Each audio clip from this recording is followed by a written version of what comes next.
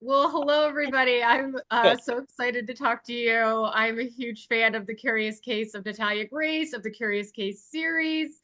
Yeah, I'm a true crime person, but this is a different kind of a true crime, so I'm really excited to talk to you guys. Um, so yeah, I guess my first thoughts were the Curious Case of Natalia Grace was over, but then it wasn't. So how did it all come together for this final chapter? And do you feel like it's concluded now? Yeah, so it had been a long haul. Like we had actually gone almost 3 years nonstop working on Natalia.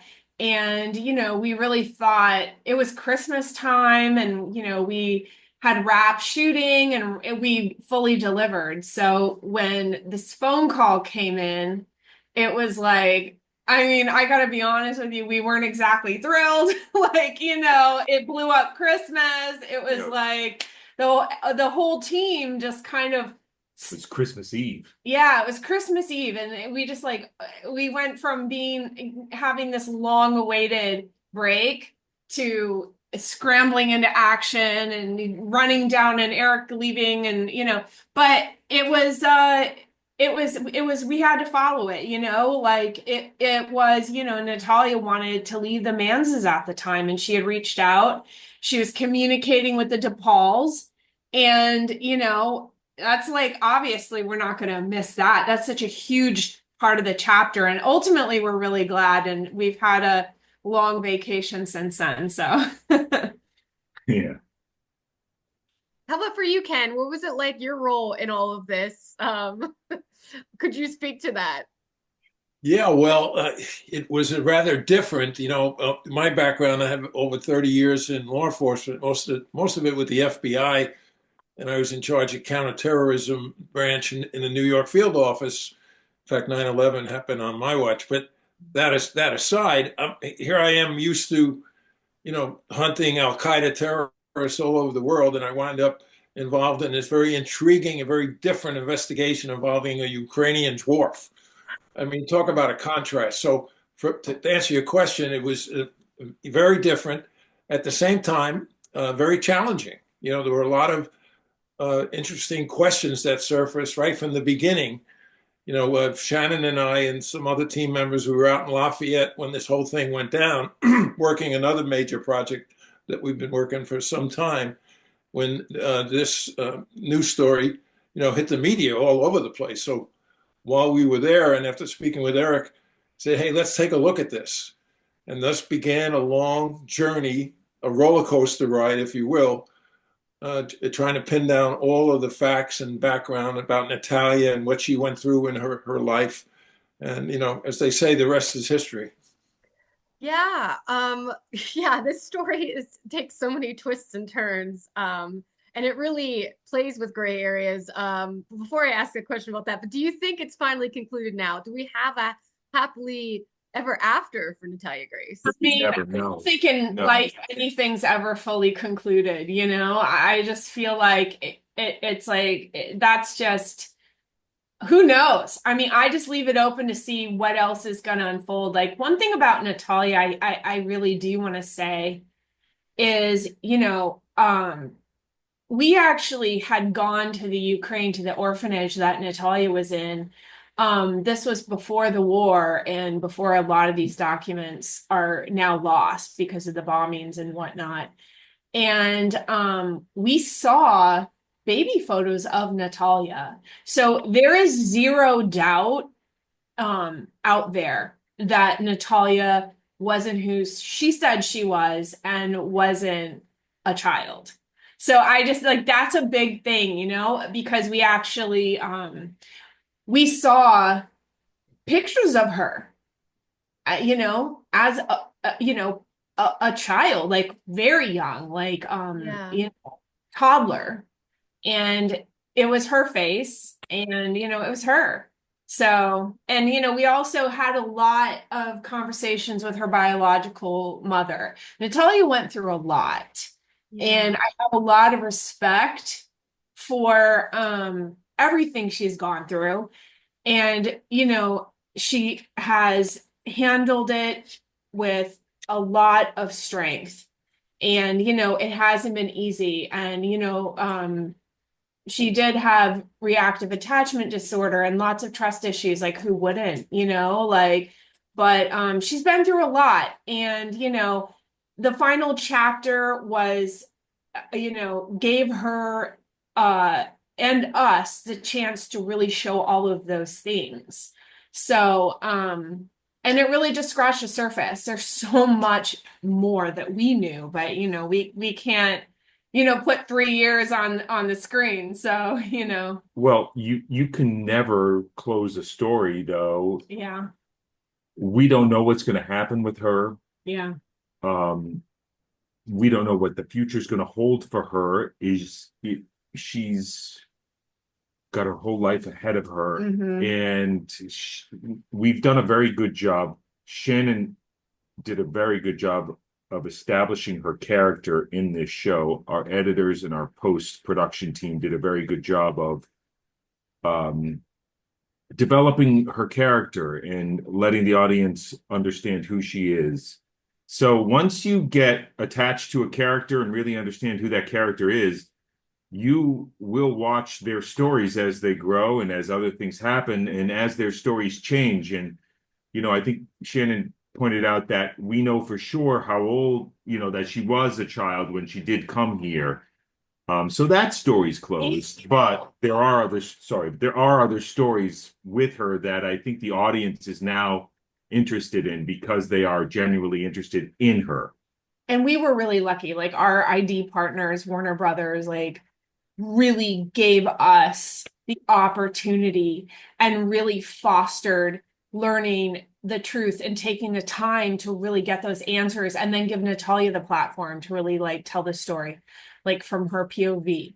And I think that's huge. I think that, so we're very grateful for our partners at ID and Warner Brothers.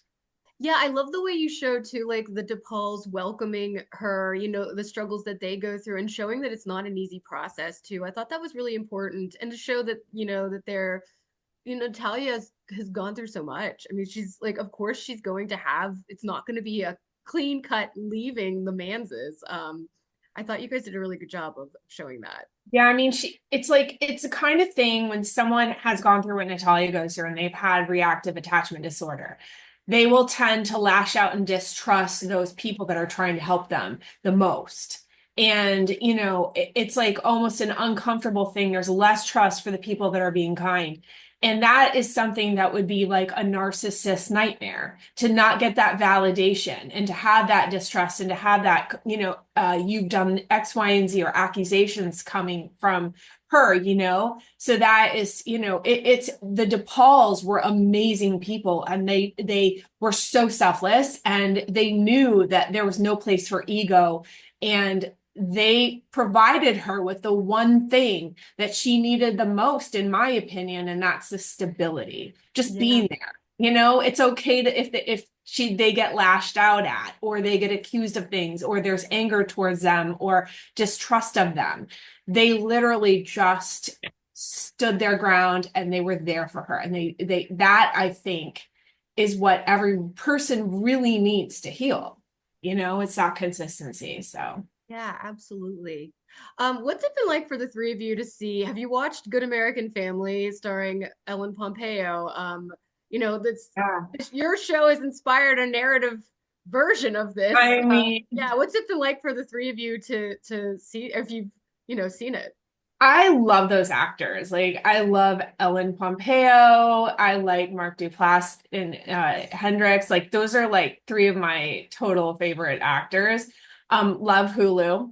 I don't really feel comfortable or, commenting on a show I wasn't involved in production wise. Like, I can only talk to ours. I do love Hulu and those actors though. So that's pretty cool. Yeah, it's cool to see. It's cool, like you said, it's cool to see, the scripted version, it's so surreal. It's like, it's wild, right? It's so Yeah, like cool. your show has had such an impact. Yeah. Ken, have you watched it at all either?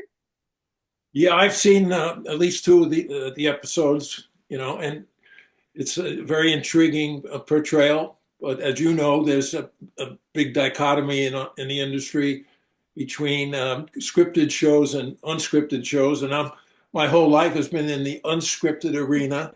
You know, the old cliche that uh, truth is stranger than fiction. So Yeah. I always err on the truth side, and the rest is entertainment. And so that would be my comment on it. I like to echo what Shannon says. Great acting and very notable figures, but we're not on the inside, and I'd hesitate to comment on the production itself. One thing I will say is that Natalia, going back from the time that she was a child in the Ukraine to now, she's beautiful. Like she has a model's face. Like she's a gorgeous girl. Like Yeah. she is beyond gorgeous. So, Mhm. I will say that, like just having, seen so much footage of her and pictures of her and been around, she's beautiful. Yeah, definitely. I agree. So I want to ask about let's turn to the Curious Case of series, which Yeah. is so fascinating. And I remember when I first saw the ads for it, I'm like, oh, like, is this another Natalia Grace case? But no, it's these like little condensed stories that are so fascinating. How did this series come about? And yeah, how did Natalia Grace inspire this? I mean, first of all, we love Beth. And, our partners at ID were like, let's keep telling crazy stories like this. Like people love them. And, like Well, it's also like true crime doesn't, Shannon and I and Ken, like we really believe that true crime doesn't always have to end in a murder, Right. Like I don't like those stories. I mean, I do sometimes, but like there's like if you look at Curious Case of that series, The Cat Cult. Did you watch like I've it's seen all of awesome, them. right? Like it's That so cat weird. counts. Like, I don't even know. Yeah. Because we've all, I don't know if you, and I shouldn't say we all have adopted cats. Like, no, but like We're a crazy cat family. yeah, like I'm my in a dog family. Or Yeah, we have I have a both. dog. Yeah, yeah, totally. sometimes they ask you like way too many questions. Like it's probably easier to adopt a kid. It That, is. I think you so. know, It probably is. Yeah. you get like so this one really was like you get like these people are crazy. Sometimes you think like that. So I loved that episode, and that's a good example of like things. Well, that one actually did end in some sort of like. So maybe that's It a was bad example. attempted. Yeah, it was attempted. It was Yeah. attempted. Yes. Yeah. Eric's right. It's like sometimes you come home from work, you want that craziness, but you don't want to like hear about autopsies and see like, forensics, and you don't want to have that kind of like ick of Yeah. murder. You want all of it without that. You wanted And that's a what weird Curious story. Case is. It's like a Yeah. weird story. You show up to work the next day and you tell the person sitting next to you at the cubicle, like, do you know it's this funeral home? You just see No, this that I one saw is. last night. They weren't like, Which, it's by the way, you know how we shot some of our recreations at a cat shelter called Paws, and I ended up gifting Ken without his permission. I She gifted forced it on me. a cat. I brought him, I said, "Oh, hey, Ken, oh yeah. here's your new cat. Her name is Mia." So yeah, but it ended up working out. He was a little angry at first, but now like he's just this morning he sent me a picture of the cat. Like he loves Mia. His wife Veta loves Mia. But So it's those shows, those types of curious cases, those stranger than fiction. large characters. Yeah, it's like, when you go to a restaurant or a diner the next, and you hear someone talking about your show, or you hear people talking about how weird the show they saw last night was, and it's your show. You can't believe it happened. I can't That's so believe that's cool. real. But I looked it up and it's a true story. Yeah. Like that's That Curious happens. Cases. We love that, and like we have so much fun finding them. Like It's so much fun. yeah, I was gonna say, how do you find them? Because I knew some of them. Like I was aware of the Nicholas Aldivarian, and obviously the Jody Hildebrand. But you like I was like, you stumped me as a true crime person. You stumped me on some of these. Like I'd never heard of the funeral home. Like that was horrific. Like that was just how did you decide? We're very thorough. So Ken and Shannon with their, Shannon was a former assistant DA and criminal defense attorney, and Ken with his incredible background. They're so thorough. They read all the police reports of everything, and they go on newspapers.com. I mean, they go on everything. I can't imagine that there should be a show about the investigation of findings. Like, that's a I would show. watch that. Yeah, I mean, it's really intense what they do. It's I mean, it's a little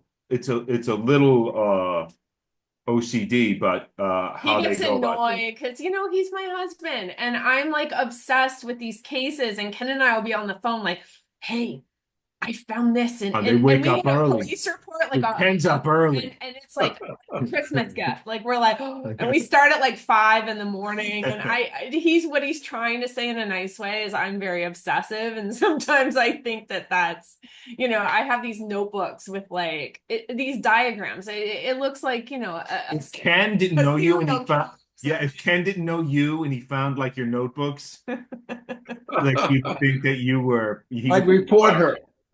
Yeah. you'd be like the Zodiac killer. Yeah. No, I mean, I love it. That's what I love. I mean, I love figuring it out, that's what I love. One of the things that's important to say, I think, too, is that, you noted that some of these cases had already been reported in the media.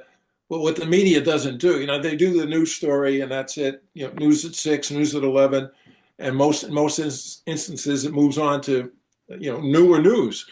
What we do is really peel back the onion, layer by layer, go out there, boots on the ground, talk to the people involved, talk to the police officers involved, the detectives who did the case.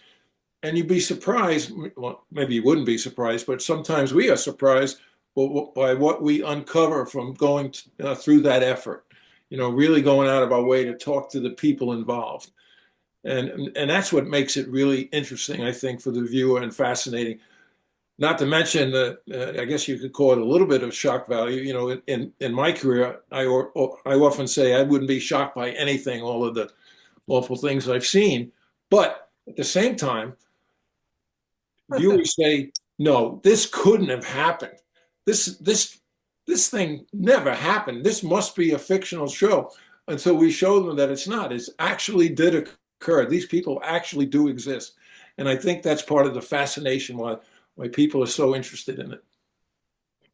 Yeah, I 100% agree. I was even thinking about, I guess this leads to kind of my final question is, are you keeping tabs on these stories for future episodes? Because I saw that the Halfords, Carrie just took back her guilty plea, the plea deal. So I was wondering, like, do you kind of like, are you working on season 2? Are you planning on any follow-ups?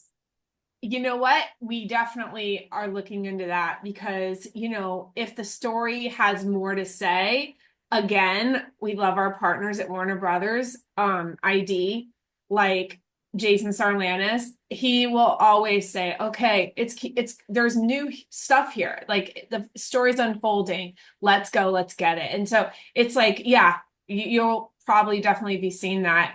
And then a lot of new, really just crazy out there stuff. So, it's really fun. And I'm just so appreciative that, we have an audience that loves it and loves to watch it and loves to delve in and, do their own investigation. We get awesome leads from people that see the show. Yeah, that's true. I'm grateful for that attention and that, that love. It's a big deal for us and we love what we do. So it's like, I have a lot of gratitude, Yeah, I love it. I think it's so I love the idea of it to not like it doesn't have to end with a dead body. These are just interesting cases and fascinating. And yeah, and I'm the person who will be like, you've got to hear the story and tell the story of one of your episodes. So okay, yeah, cool. yeah. I love it. Yeah. Well, thank you so much for your time. This has been such a fun conversation. Yeah, thank you. Thanks, Thank you Megan. so Thanks a much, lot. Megan. We appreciate it. Sure, let me just, I'll